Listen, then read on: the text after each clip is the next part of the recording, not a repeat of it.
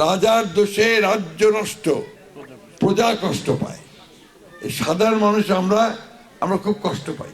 91 সাল থেকে ভোট করি, শুধু গত 15 বছর ভোট করতে পারিনি। মাঝখানে একবার 18 সালে আমরা ভোট করছিলাম, কিন্তু তখন বোধহয় এলাকায় আসতে পারিনি। ওই এলাকায় তখন সময়টা ভালো ছিল না। আমাদেরকে গত সরকারটা তালায় নিয়ে বেড়াইছে।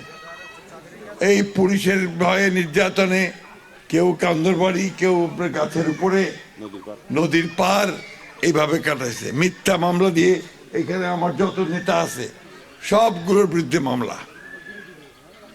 আমাদের সারা বাংলাদেশে 60 লক্ষ মানুষের বিরুদ্ধে মামলা দিছিল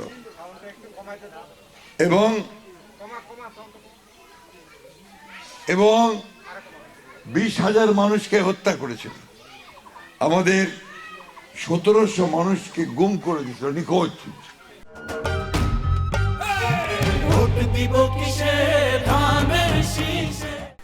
আমাদের নেত্রী দেশনেত্রী বেগম খালেদা জিয়াকে 6 বছর কারাগারে রেখেছিল।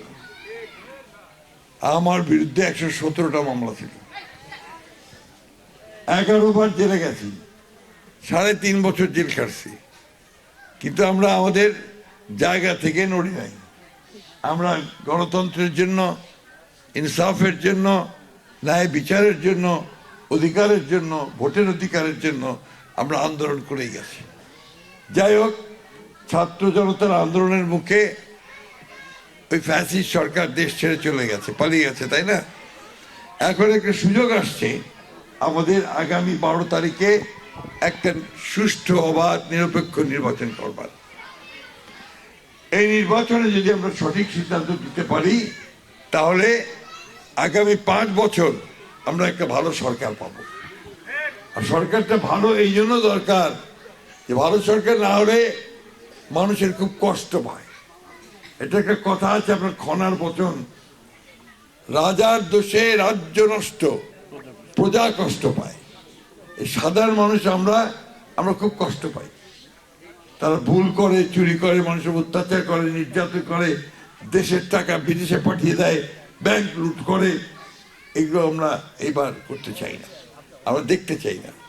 সেই জন্য আমরা এবার আপনাদের সামনে আসছি যে আপনারা যদি আমাদেরকে ভোট দেন, আমরা কতগুলো মৌলিক কাজ করতে চাই। আমরা বিএনপি পাড়া দেখবো না, আমরা দেখবো মানুষের যেটা প্রয়োজন সেটাই আমরা করবো। রাস্তা খুঁড়ে রাখছিল নাকি 2 বছর। যাই হোক, আমরা এই কাজগুলো আমরা করব। আমরা ওই হিন্দু, মুসলমান, আওয়ামী লীগ, বিএনপি, দাঁড়িপাল্লা দেখবো না। আমরা মানুষের কল্যাণের জন্য কাজ করব, তাই না? আমরা একটা বিশ্ববিদ্যালয় করব যেখানে আমাদের ছেলেরা উচ্চশিক্ষা, শিক্ষার দিকে জোর বেশি দিব, যাতে করে আমাদের ছেলেদের, মেয়েদেরকে কারিগরি শিক্ষা দিয়ে আমরা বিদেশে পাঠাতে পারি এবং সেখান থেকে তারা টাকা আনতে পারবে। মেয়েদেরকে নার্সিং শিক্ষা দিব, যাতে করে আমাদের মেয়েরা নার্সিং করে বেশি আয় করতে পারে।